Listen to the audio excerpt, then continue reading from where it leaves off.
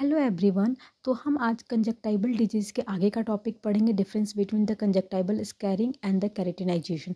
तो conjunctival scaring में क्या होता है, जो आपका कंजक्टाइवा होता है ना, एक उसमें वाइट ट्रांसपेरेंट लाइन का फॉर्मेशन बन जाता है। नहीं, वाइट ट्रांसपेरेंट नहीं, ओपेक लाइन का फॉर्मेशन हो जाता है। नॉर्मली क्या होता है हमारा नॉर्मल फिजियोलॉजी देखा जाए तो कंजक्टाइवा में एक म्यूकस मेम्ब्रेन होते हैं, जो कि हमारे आईज क्या होता है, वेट रहता है।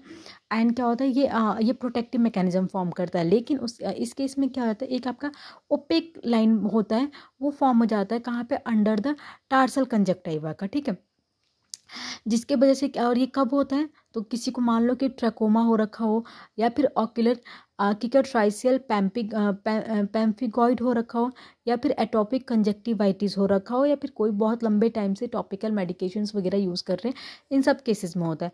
बट और केरेटिनाइजेशन में क्या हो जाता है, आपका वही जो क्या हो जाएगा, जो कंजक्टाइवा जो होगा ना, वो बहुत ज़्यादा क्या होगा, हार्ड हो जाएगा, यानी एक लेयर सा दिखेगा, और क्या हो जाएगा, और ड्राई हो जाएगा। ठीक है, तो ये कब होता है, विटामिन ए डेफिशिएंसी केस में जाता है, या फिर म्यूकस मेम्ब्रेन पैम्फिगॉइड। इसमें क्या होता है ना, छोटे छोटे ना ब्लिस्टर्स फॉर्म होते हैं, और क्या होता है, इचिंगनेस हो जाते हैं, और मतलब वही मैकुलर रेज हो जाते हैं, ब्लिस्टर्स वगैरह।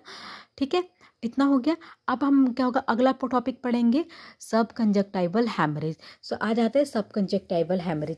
तो सब कंजक्टाइवल हैमरेज में क्या हो जाता है, आपका जो सब कंजक्टाइवा रीजन होता है ना, उसमें मान लीजिए हमारा ये, इसमें ना हैमरेज हो जाएगा। ठीक है, यानी रेड कलर का ब्लड हो जाएगा। ये क्यों होते हैं कि जो कंजक्टाइवा के अंदर जो ब्लड वेसल्स होते हैं ना, उनका ना स्मॉल ब्लड वेसल्स उनका रप्चर हो जाता है। ठीक है, उसके वजह से सब कंजक्टाइवल हैमरेज हो जाता है।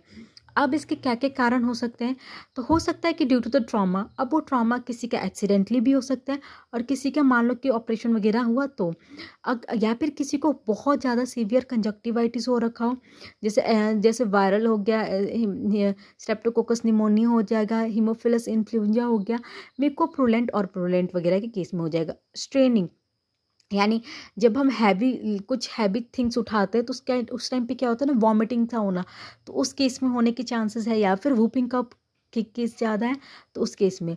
अब ब्लड डिस्क्रियासिस का मतलब हो गया कि ब्लड रिलेटेड डिसऑर्डर होना, जैसे कि ल्यूकेमिया हो गया। ठीक है, ब्लीडिंग डायस्थेसिस हो गया।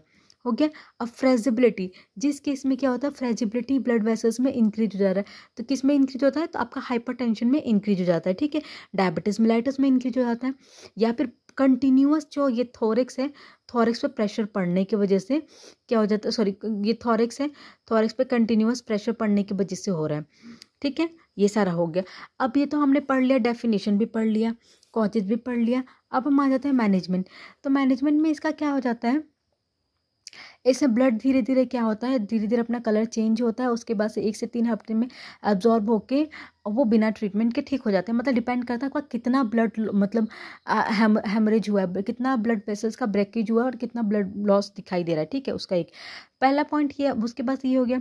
फिर उसके बाद से अगर मान लो कि किसी का सीवियर स्टेज है, तो हम क्या करेंगे, प्रॉपर हिस्ट्री लेंगे, एग्जामिनेशन करेंगे, और उसको कॉजेज जान के उसको ट्रीट कर देंगे। ठीक है, अगर किसी को रिकरेंट सब कंजक्टाइवल हैमरेज है, तो उसके लिए हम क्या करेंगे, इन्वेस्टिगेशन करेंगे, ब्लीडिंग डायसिस या फिर ल्यूकेमिया वगैरह है कि नहीं है ना। नॉर्मली क्या होता है कि ट्रीटमेंट की ज़रूरत नहीं पड़ती, हम पेशेंट को अश्योर करते कि 1 से 3 हफ्ते के अंदर में ये क्या हो जाएगा, ठीक हो जाएगा। ठीक है, अब आर्टिफिशियल थोड़े से क्या होगा, ऑक्यूलर ट्रीटमेंट इरिटेशंस वगैरह प्रेजेंट होते हैं, तब थोड़े थोड़े से आपको आर्टिफिशियल स्टीयर्स वगैरह देखने को मिलेंगे। बट हाँ, मेक श्योर इन सब की ट्रीटमेंट के टाइम पे आपको NSAID या फिर एस्प्रिन नहीं देना, क्योंकि ये सब क्या है, एंटीकोगुलेंट ड्रग है, तो ये हिमेटोमा का फॉर्मेशन करा सकते हैं। ओके, आज के लिए इतना ही। अब अगला टॉपिक हम पढ़ेंगे बैक्टीरियल कंजक्टिवाइटिस, उसके सारे टॉपिक्स को कवर करेंगे। देन उसके बाद से हम जाएंगे viral conjunctivitis. And hope you will like it, and please guys channel को सब्सक्राइब कीजिए। Thank you so much.